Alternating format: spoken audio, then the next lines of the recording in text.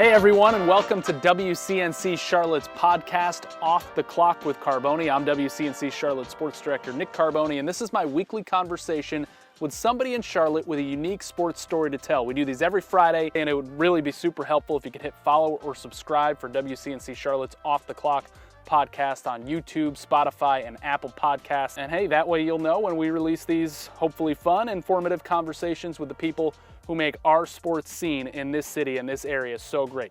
And yeah, also got to plug our weekly WCNC Charlotte newscast. I'm personally on at 4, 5, 6, and 11 Monday through Friday. My partner Ashley Stroline does a great job on the weekends as well. And our news team has just done an amazing job covering this coronavirus pandemic and everything you need to know that's going on around here from an absolutely local angle. I'm a viewer, I'm a fan, working from home as well. All right, so I'm super pumped to tell you about today's guest, and it's super timely. I feel like every little kid, especially in North Carolina, dreams of driving a race car. Well, today's guest, 22-year-old William Byron, is doing that at the highest level, the NASCAR Cup Series, and he's doing it right at home.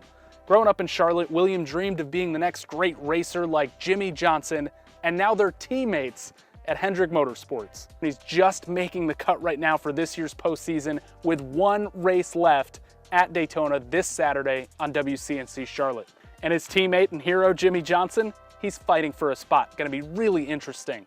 Here is Off the Clock with William Byron, and as always, we start with a few seconds on the clock. All right, William, we've still got some time on the clock, so I'm gonna get started with some quick rapid fire questions. First one, if we were able to close off any street, any highway in the Charlotte area, and you got to take the 24 car on it and see what it can do, where would you go? I think down Providence Road, because it's if you get out there towards Arboretum, it's pretty wide open and hilly, so you can have some pretty big runs there. All right, you have a rare summer weekend off in North Carolina. What's the plan? In North Carolina, I'd probably go to the beach. I'm more of a beach person than I'd probably go to Wrightsville Beach or something. I'm more of a beach person than the mountains. Same here. And last one, if you could race any other car besides a NASCAR stock car, what would it be? Oh man, I'd say IndyCar. I think IndyCar is really cool, and it's gotten cooler I think lately. So I like it. Yeah, I could definitely see you doing that. All right, let's get into it, William. I mean, heading into this race at Daytona, I mean, what's the mentality for you as we creep up on this thing where you could use help and you could also grab a win? Yeah, I think honestly for us, it's just we've run well at the super speedway races. I think honestly it's they're a challenge and they present a lot of different challenges from a normal week. Everyone really has an opportunity to win the race. So for us, we just have to be aggressive and try to be on the upside of that, and hopefully things work out in our favor and we don't get caught up in any wrecks and things go our way. So I'm looking forward to it, and just looking forward to hopefully getting that win.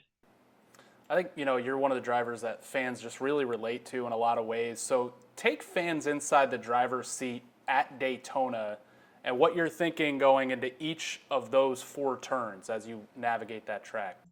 Yeah, Daytona honestly is, the exit of turn 4 is probably the tightest area, most difficult turn on the oval. So, honestly, you're obviously wide open a lot of the time in the draft at Daytona, but you just have to prepare for when those runs are going to come, and typically those runs come off the tri-oval and into turn 1 gives you an opportunity to make a move on another guy. So I look for those runs, and we were able to win the duel last year and kind of made that move and got close out to the lead. So I think I just kind of look back at that race and remember what I did to take the lead there.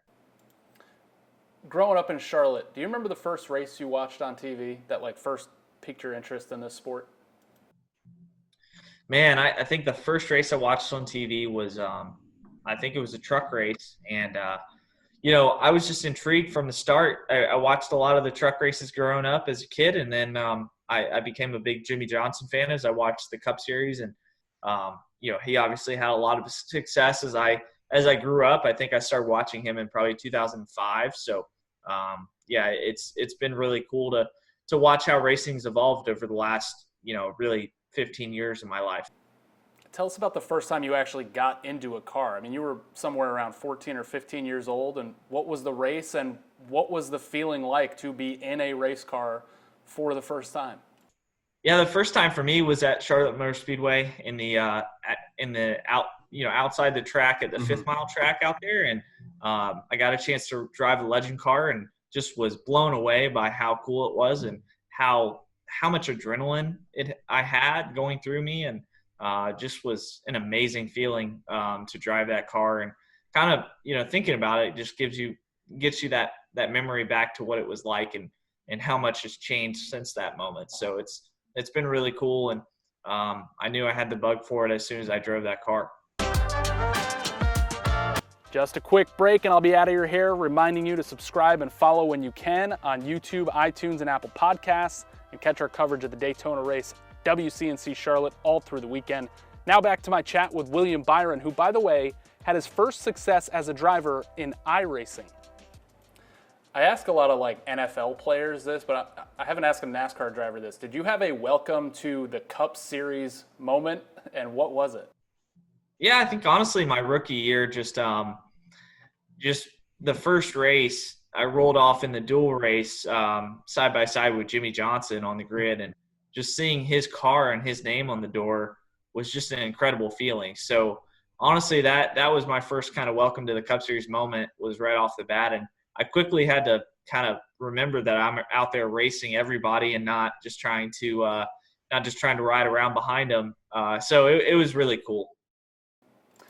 Your two racing worlds have collided this year with iRacing becoming so amplified during that long layoff. What has that been like for you as somebody that had a lot of success in that field before you got into a race car? Yeah, it's been really cool. I think iRacing has really taken off in this period of time, and I think they're continuing to evolve in a good direction. I think more people and more fans are understanding how relatable it is to what we do. So I think it's great, and I'm excited for them. I love iRacing, and I use it still a lot today, and use it as a preparation tool. So I love it. It's a great tool that you can use to better yourself. We talked about it before. You're not going to Daytona until the day of that night race on Saturday. What has this process been like as a Cup Series driver to have these one-day shows, to not have qualifying and no practice? I mean, I'm sure that's a gigantic challenge for you guys.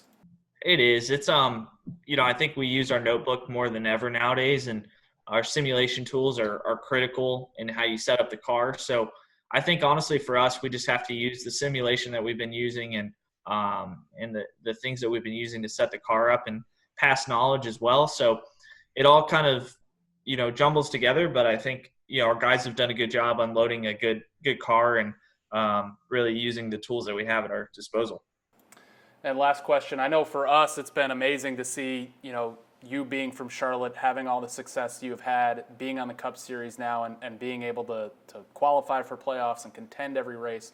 What has it been like for you as somebody that's from not the official headquarters of NASCAR, but sometimes it might as well be, and to be at the top of the sport now? Yeah, I love it. I love the fact that I'm able to basically work from home essentially, and I've always grown up here, and I didn't have to travel and move to another city that I knew nothing about. So it's been great to know Charlotte and live a life that I can, really kind of stay where I'm born and raised, but also, have racing be such a critical and big part of my life. So it's great that Charlotte is kind of the hub for all the race teams, and it's been a great thing that I've been with Hendrick Motorsports, where I've been able to go to the race shop in Concord and live in Charlotte. So I really enjoy it. All right, William, we're glad to have you as always, and good luck in the Coke Zero Sugar 400 Saturday night at Daytona, 7:30 right here on WCNC Charlotte. Yeah, thanks, man.